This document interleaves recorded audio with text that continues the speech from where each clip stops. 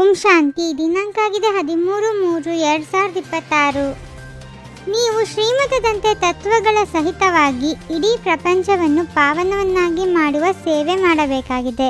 ಎಲ್ಲರಿಗೂ ಸುಖ ಮತ್ತು ಶಾಂತಿಯ ಮಾರ್ಗವನ್ನು ತಿಳಿಸಬೇಕಾಗಿದೆ. ನೀವು ಮಕ್ಕಳು ತಮ್ಮ ದೇಹವನ್ನು ಮರೆಯುವ ಪುರುಷಾರ್ಥ ಮಾಡುತ್ತೀರಿ. ಆದ್ದರಿಂದ ನಿಮಗೆ ಚಿತ್ರಗಳ ಅವಶ್ಯಕತೆ ಇಲ್ಲ. ಯಾವಾಗ ಈ ಚಿತ್ರ ಅಂದರೆ ದೇಹವನ್ನೇ ಮರೆಯಬೇಕಾಗಿದೆ. ನೀವಂತೂ ನೆನಪಿನಲ್ಲಿರಬೇಕು ಮತ್ತು ಎಲ್ಲರಿಗೆ ನೆನಪು ಮಾಡಿಸಬೇಕಾಗಿದೆ. ಉದ್ಯೋಗ ವ್ಯವಹಾರಗಳನ್ನು ಮಾಡುತ್ತಾ ಸತೋಪ್ರಧಾನರಾಗಲು ನೆನಪಿನಲ್ಲಿಯೇ ಇರುವ ಅಭ್ಯಾಸ ಮಾಡಿ. ನಾವು ತಂದೆಯಿಂದ ಸ್ವರ್ಗದ ಆಸ್ತಿಯನ್ನು ತೆಗೆದುಕೊಳ್ಳುತ್ತಿದ್ದೇವೆ, ಅರ್ಥಾತ್ ಸ್ವರ್ಗವನ್ನಾಗಿ ಮಾಡುವ ಪುರುಷಾರ್ಥ ಮಾಡುತ್ತಿದ್ದೇವೆ.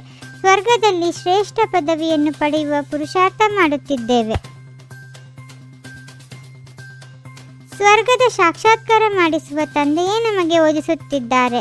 ಇದೂ ಸಹ ಮಕ್ಕಳಿಗೆ ನಶೆ ಇರಬೇಕು. ಭಕ್ತಿಯು ಈಗ ಮುಗಿಯಲಿದೆ.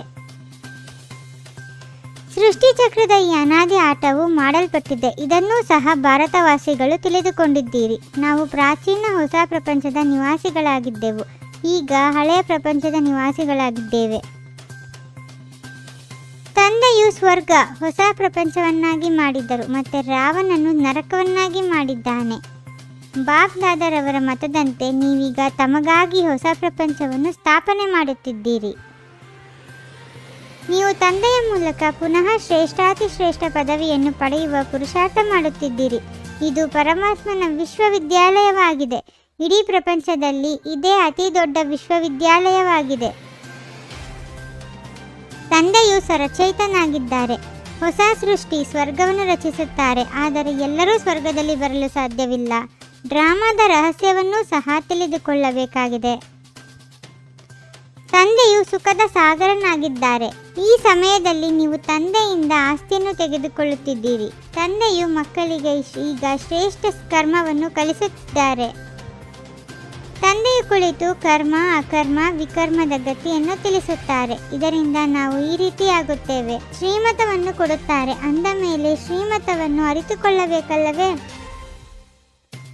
ತಂದೆಯನ್ನು ನೆನಪು ಮಾಡುವುದರಿಂದ ವಿಕರ್ಮಗಳು ವಿನಾಶವಾಗುತ್ತವೆ ಮತ್ತು ತಂದೆಯ ಜೊತೆ ನಾವು ಆತ್ಮರು ಒಟ್ಟಿಗೆ ಹೋಗುತ್ತೇವೆ. ಶ್ರೀಮತದಂತೆ ನಡೆದು ಪ್ರತಿಯೊಬ್ಬರಿಗೂ ಮಾರ್ಗವನ್ನು ತಿಳಿಸಬೇಕಾಗಿದೆ. ನಿಮ್ಮ ಗುರಿ ಧ್ಯೇಯವು ಸಮ್ಮುಖದಲ್ಲಿ ನಿಂತಿದೆ. ಈ ಲಕ್ಷ್ಮೀನಾರಾಯಣರಂತೆ ಆಗಬೇಕಾಗಿದೆ.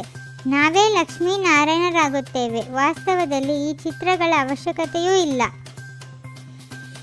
ನಾವು ಆತ್ಮರು ಈಗ ಹಿಂತಿರುಗಿ ಮನೆಗೆ ಹೋಗುತ್ತೇವೆ. ಮೊದಲು ರಾಜಕುಮಾರ ರಾಜಕುಮಾರಿಯರಾಗುತ್ತೇವೆ, ಮತ್ತೆ ಸ್ವಯಂವರದ ನಂತರ ಲಕ್ಷ್ಮೀನಾರಾಯಣರಾಗುತ್ತೇವೆ. ನಿಮಗೆ ಸಾಕ್ಷಾತ್ಕಾರವಾಗುತ್ತಾ ಇರುತ್ತದೆ. ನಾನು ಯಾವ ಪದವಿಯನ್ನು ಪಡೆಯುತ್ತೇನೆಂದು ಪ್ರತಿಯೊಬ್ಬರಿಗೆ ಅರ್ಥವಾಗುತ್ತದೆ. ನಂತರ ಕಡಿಮೆ ಓದಿರುವವರು ಬಹಳ ಪಶ್ಚಾತ್ತಾಪ ಪಡುತ್ತಾರೆ. ಗೃಹಸ್ಥ ವ್ಯವಹಾರದಲ್ಲಿರುತ್ತಾ ನೀವು ನನ್ನನ್ನು ನೆನಪು ಮಾಡಿ, ಆಗಲೇ ನೀವು ಹೊಸ ಪ್ರಪಂಚದ ಮಾಲೀಕರಾಗುವಿರಿ. ತಂದೆಯು ಮತ್ತೇನೂ ಕಷ್ಟವನ್ನು ಕೊಡುವುದಿಲ್ಲ. ಡ್ರಾಮಾನುಸಾರ ಸ್ವರ್ಗದ ಸ್ಥಾಪನೆಯು ಖಂಡಿತ ಆಗುವುದು. ಹೇಗೆ ಹಗಲಿನ ನಂತರ ರಾತ್ರಿ, ರಾತ್ರಿಯ ನಂತರ ಹಗಲಾಗುತ್ತದೆ, ಹಾಗೆಯೇ ಕಲಿಯುಗದ ನಂತರ ಖಂಡಿತವಾಗಿಯೂ ಸತ್ಯಯುಗವಾಗಬೇಕಾಗಿದೆ. ಮೊದಲು ನೀವು ಯಾವ ದಾನ ಪುಣ್ಯಗಳನ್ನು ಮಾಡುತ್ತಿದ್ದೀರೋ ಅದಕ್ಕೆ ಪ್ರತಿಯಾಗಿ ಇನ್ನೊಂದು ಜನ್ಮದಲ್ಲಿ ಸಿಗುತ್ತಿತ್ತು. ಈಗಂತೂ 21 ಜನ್ಮಗಳಿಗಾಗಿ ಪ್ರತಿಫಲ ಸಿಗುತ್ತದೆ. ತಂದೆಯ ಸಮಾನ ಮಹಿಮಾ ಯೋಗ್ಯರಾಗಲು ತಂದೆಯನ್ನು ಫಾಲೋ ಮಾಡಬೇಕಾಗಿದೆ. ಇದು ಅಂತಿಮ ಜನ್ಮವಾಗಿದೆ. ಈಗ ಮನೆಗೆ ಹೋಗಬೇಕಾಗಿದೆ. ಆದ್ದರಿಂದ ಒಳಗಿಂದೊಳಗೆ ಖುಷಿಯ ವಾದ್ಯವು ಮೊಳಗುತ್ತಿರಲಿ. ಕರ್ಮಭೋಗವನ್ನು ನೆನಪಿನಿಂದ ಖುಷಿಯಾಗಿ ಸಮಾಪ್ತಿ ಮಾಡಿಕೊಳ್ಳಬೇಕಾಗಿದೆ. ಬಾಲಕನಿಂದ ಮಾಲೀಕನೆಂಬ ಸ್ಮೃತಿಯಿಂದ ಸರ್ವ ಖಜಾನೆಗಳ ಅಧಿಕಾರಿ ಪ್ರಾಪ್ತಿ ಸಂಪನ್ನ ಭವ. ಯಾರು ಸಂಪನ್ನ ತಂದೆಯ ಬಾಲಕರು, ಸಾಗರನ ಮಕ್ಕಳಾಗಿದ್ದಾರೆಯೋ ಅವರು ನೌಕರನಂತೆ ಕಷ್ಟಪಡಲು ಸಾಧ್ಯವಿಲ್ಲ. ಯೋಗಬಲದ ಮೂಲಕ ಕರ್ಮಭೋಗದ ಮೇಲೆ ವಿಜಯವನ್ನು ಪ್ರಾಪ್ತಿ ಮಾಡಿಕೊಳ್ಳುವುದೇ ಶ್ರೇಷ್ಠ ಪುರುಷಾರ್ಥವಾಗಿದೆ. ಓಂ ಶಾಂತಿ. 21 ಜನ್ಮಗಳಿಗೆ 21 ಪರಮಾತ್ಮನ ಮಹಾವಾಕ್ಯಗಳನ್ನು ಆಲಿಸಿ ಹಾಗೂ ನಿಮ್ಮದೇ ಆದ ಈ ಚಾನಲ್ಗೆ ಲೈಕ್ ಮಾಡುವುದನ್ನು ಮರೆಯದಿರಿ.